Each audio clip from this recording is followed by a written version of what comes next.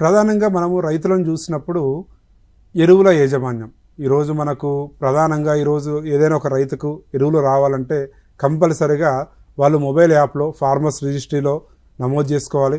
దాని తర్వాత వాళ్ళకి ఎన్ని ఎకరాల్లో సాగు చేస్తున్నారు, ఆ సాగు చేసుకున్న భూమికి ఎంత ఎరువులు కావాలి, యూరియా ఎంత రిక్వైర్మెంట్ ఉంది.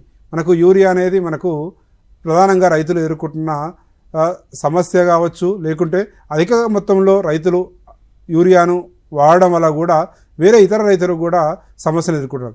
దానికి పరిష్కార మార్గంగా మనకు రైతులు ఎరువులు ఎంత మొత్తంలో వాడాలి. ఇప్పుడు సపోజ్ మనకు 2 బస్తాల యూరియా వాడాల్సిన చోట రైతులు 4 బస్తాల వరకు 5 బస్తాల వరకు పోటీపడి వాడుతున్న సందర్భాలు అనేది చూస్తున్నాం.